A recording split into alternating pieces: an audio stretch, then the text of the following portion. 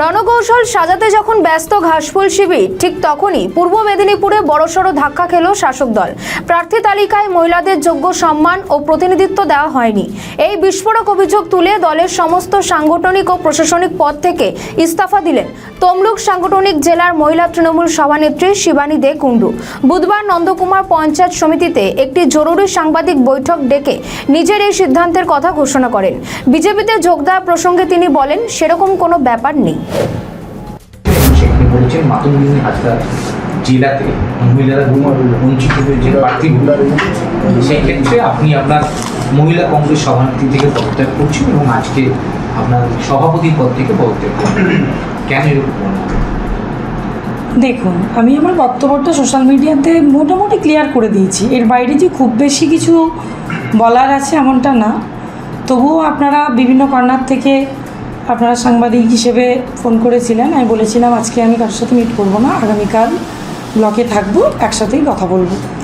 তা আপনাদের প্রশ্ন সরাসরি যখন আপনারা মিট করছেন, একই কথাই পুনরাবৃত্তি করতে চলেছি আমি বা বলবো যে আমি আমার এই জেলা একজন নারী হিসেবে আমি গর্ব অনুভব করি। এটা মাতঙ্গিনী হাজরা জেলা, শুধু আমি না, আমাদের রাজ্যের যখন আমরা যেখানে কথা বলি আমরা মাতঙ্গিনী হাজরার নাম তুলে ধরি। কারণ ওই সময়কালে মাতঙ্গিনী হাজরা যেভাবে তিনি ব্রিটিশ বিরোধিতায় একজন বিধবা নারী লড়াই দেখিয়েছিলেন, সেই দুঃসাহসিকতাকে আমরা আজও বুকে বয়ে বেড়াই, স্মরণ করি।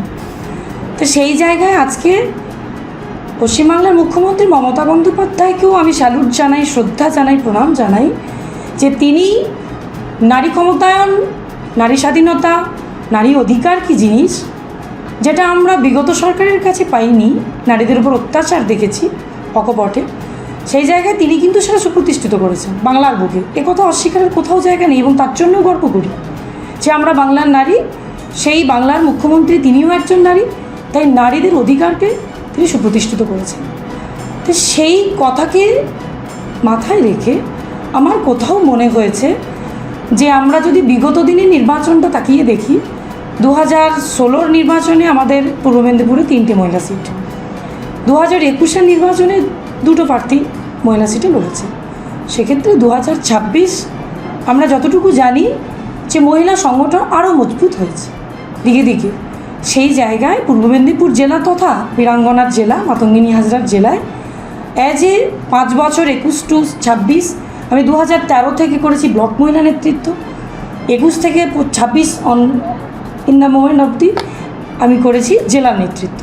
তা মহিলা জেলা নেত্রী বিধায় যে আওয়াজ আমি কর্নার টু কর্নার পৌঁছচ্ছি, যে আমাদের দিদি, আমাদের মমতা ব্যানার্জি মুখ্যমন্ত্রী, তিনি মহিলাদের জন্যে সুবর্ণ সুযোগ করেছেন, তাদের অধিকার দিয়েছেন, তাদেরকে স্বাধীনতা এনে দিয়েছেন।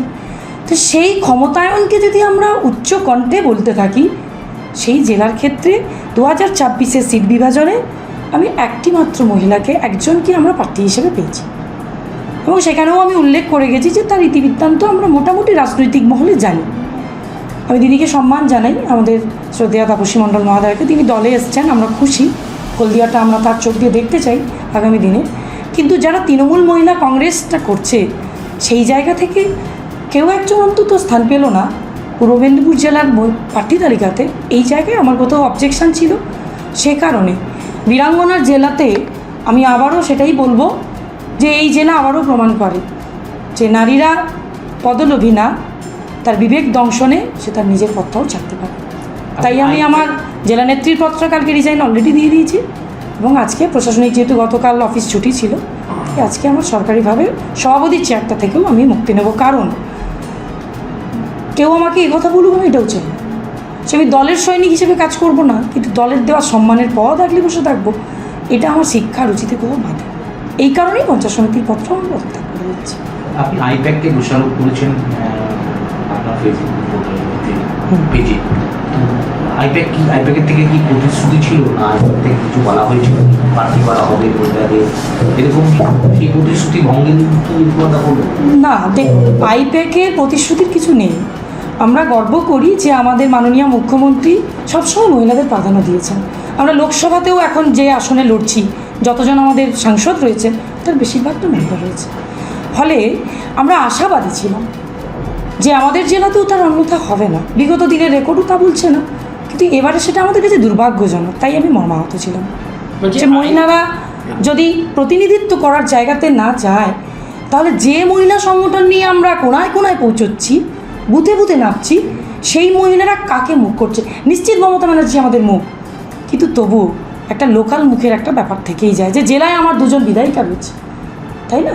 সেই জায়গায় আমার অবজেকশন ছিল বা আমার প্রতিবাদ ছিল। দলটা কি তাহলে আইপ্যাক নির্ভর হয়ে পড়েছে বলে মনে করছেন? একথা অস্বীকারের জায়গা নিয়েছি, আমাদের দল তাকে সহযোগী মাধ্যম আমাদের আইপ্যাক সংস্থা একেবারে যে নির্ভরশীল হয়ে গেছে এই কথা যেমন অস্বীকার করা যায়, তেমনি আইপ্যাকের যে ভূমিকা থাকবে না এটাও তো অস্বীকার করা যায় না। তাদেরও ভূমিকা রয়েছে, তাদের সার্ভের রিপোর্ট অনুযায়ী কিছুটা হলেও সিদ্ধান্ত করতে গিয়ে আমাদের সেটা কাজে লাগানো হয়েছে। বিরোধীরা বলছেন যে উনি নিজে টিকিট পাচ্ছেন না বলেই মহিলাদেরকে সামনে রেখে এই ধরনের কথাবার্তা বলছেন, কি বলবেন? দেখুন, বিরোধী কথা বলতে অভ্যস্ত, স্বাভাবিক। যে কোনো দলের যখন একজন জনপ্রতিনিধি প্লাস একজন পদাধিকারী দলীয়, তিনি যদি কোনো মতামত পোষণ করে বিরোধীর কাছে সেটা একটা অস্ত্র বলেই মনে হয়, এটা আপেক্ষিক দৃষ্টিতে লাগে। তাই বিরোধী তো একটা এটাকে নিয়ে একটু মজা লুটবেই, তারা লুটছে। কিন্তু তাদের জন্য আমার বার্তা থাকলো, যদি বিরোধীরা ভেবে থাকেন যে কেবলমাত্র আমি আমার টিকিটটা বা আমার সিটটা আমি পেলাম না বলে এরকম বক্তব্যটা রেখেছি, নির্বাচনের প্রার্থী তালিকা ঘোষণা হওয়ার পর তারা ভুল বলছেন।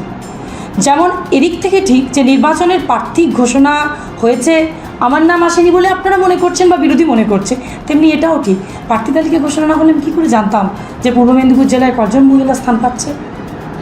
সাংগঠনিক স্তরে এটা কি কখনো আলোচনা হয়েছে যে পূর্ব মেদিনীপুর থেকে কতজন মহিলাকে দেওয়া? সাংগঠনিক স্তরে অ্যাজ এ মহিলা লিডার কখনোই প্রার্থী তালিকা নির্বাচন বা বাছাই ঝাড়াই কুছাই নিয়ে কোনোদিন সেই জায়গায় ডাক আমি পাইনি, বা আমার কোনো পারফরমেন্স ছিল না, ফলে আমার নজরেও ছিল না। আমার ক্ষোভ কারো উপর না।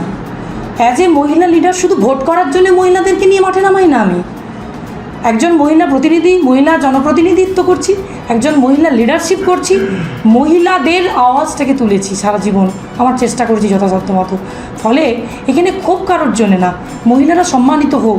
আরও আগামী দিনে মহিলা মুখ যদি আমরা জেলার উপরে আরও 2-3টে মহিলা মুখ পেতাম, আমাদের সংগঠন আরও মজবুত হতো, আমি নির্দ্বিধায় বলতে পারি। সেই জায়গায় আমার আবেদন ছিল দলের কাছে, এটা সেই আবেদন বলুন আর প্রতিবাদ বলুন, সেটারই বহিঃপ্রকাশ। একটা কথা বলছি যে আপনি দলীয় পদ ছেড়েছেন, আজকে প্রশাসনিক পদ ছাড়ছেন, তাহলে রাজনৈতিক অবস্থানটা ঠিক এখন কোথায়? দলীয় পদটা ছেড়েছি, আমি বলেছি কেন ছেড়েছি। দলীয় পদের সাথে আমি মনে করেছি এই চেয়ারটাও লিঙ্কেজ। আমাকে অনেকে প্রশ্ন করেছেন যে আপনি দলীয় পদ ছেড়েছেন, আপনি মহিলাদের কোথাও একটা সম্মান থেকে কোথাও অব্যাহত দেখেছেন বা সম্মান সেভাবে হয়নি জেলাতে, তাই আপনার মনে হয়েছে যে আমি মহিলা লিডার কাজ করব না। কিন্তু পঞ্চায়েত সমিতির পদটা কেন ছাড়ছেন? দেখুন, আমি এটা বিশ্বাস করি, রাজনীতি করা মানে নিজের স্বার্থ দেখানো। রাজনীতি করা মানে আমি যদি একজন লিডার হই, আমরা সেই নেতাজি সুভাষচন্দ্র থেকে শুরু করে মহাত্মা গান্ধীজি থেকে শুরু করে অনেক লিডারদের নাম জানি, বিধানচন্দ্র রায় থেকে শুরু করে আমি পড়েছি, আমি রাজনৈতিকবিদদের জীবনী পড়েছি। রাজনীতি করা মানে নিজের স্বার্থ দেখা না। আমি আমার চেয়ারটাকে আঁকড়ে বসে থাকবো, দিয়ে আমি প্রতিবাদের ভাষা তুলবো, এটা হতে পারে না। তাই যখন দলের পদ আমি ছেড়ে দিচ্ছি, দলীয় কাজ থেকে বিরত নিচ্ছি, স্বাভাবিকভাবে দল যে সম্মানের পদ আমাকে দিয়েছে সেটা আঁকড়ে রাখারও আমার কোনো জায়গা নেই, তাই সেটাও আমি ছেড়ে দিতে চাইছি। রাজনৈতিক জায়গা থেকে ধরে নিতে পারেন কিছুটা বিরতির জায়গায় যাচ্ছি। রাজনৈতিক সন্ন্যাস, রাজনীতিতে সন্ন্যাস বলে কিছু হয় না। রাজনীতি এমন কথা বলে যে অসম্ভব বলে কিছু নেই, সব কিছুই চলে রাজনীতিতে। এখন আমার মনে হয়েছে যে আমি রাজনীতি থেকে কিছুটা বিরতিতে থাকলাম, আমি আমার জব, আমার চাকরিতে ফিরে যাচ্ছি। পরবর্তীকালে কখনো মনে করি রাজনৈতিক পরিধি, রাজনৈতিক পরিবেশ যদি আমার মনকে স্যাটিসফাইড করে, আমি কখনো ফিরতে পারতাম। বলছি, একটা গুঞ্জন তৈরি হচ্ছে যে আপনি তৃণমূল দল থেকে অব্যাহতি নিয়ে বিজেপিতে যাচ্ছেন, একটা গুঞ্জন তৈরি হচ্ছে। এই গুঞ্জন আপনাদের কান অবধিও পৌঁছেছে, বিভিন্ন মানুষও আমাকে প্রশ্ন করছে। সেই জায়গায় আমি এটুকু বলতে পারি যে নারীদের নিয়ে কথা বলার জন্য এত বড় পদক্ষেপ নিতে পেরেছি, সেই নারী বিদ্বেষী দল আর যাই হোক বিজেপিতে আমি কখনো যোগদানও করব না, তাদেরকে সমর্থনও করি না। কারণ আমি বিশ্বাস করি হতে পারে প্রার্থী পদ নিয়ে এই জেলার উপরে কোথাও একটু বঞ্চিত হয়েছে মহিলারা, তাই আমি প্রতিবাদ করেছি। কিন্তু আমি অকপটে স্বীকার করেছি, তো এই বক্তব্যের মধ্যে সেটাও স্বীকার্য ছিল যে আমি মমতা ব্যানার্জির আদর্শকে সামনে রেখে আমি একজন দলের সমর্থক থাকলাম। এই ঘটনার পর কলকাতা থেকে উপনেতৃত্বের কোনো ফোন এসেছিল? হ্যাঁ, এসেছিল নিশ্চিত। কি বললো? ওনারা আমাকে দলীয় সৈনিক হিসেবে কাজ করার কথা বলেছেন, একই পরিবারের অন্তর্ভুক্ত আমরা, সেক্ষেত্রে দলের নজর থাকছে সব কিছুর ওপরে, এটাও বলেছেন।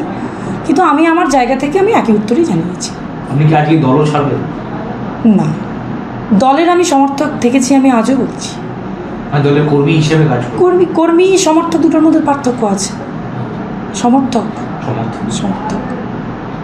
হ্যাঁ, দলের সমর্থক হিসেবে আমি আমার দলের সাথে থাকছি এবং আমি এটাও বলেছি যে আগামী দিনে এই মহিলা শক্তি কিন্তু অগ্রণী ভূমিকা নেবে আবার চতুর্থবার মুখ্যমন্ত্রী মমতা ব্যানার্জিকে নিয়ে আসার জন্য, সেটার জন্য আমরাও প্রস্তুত আছি।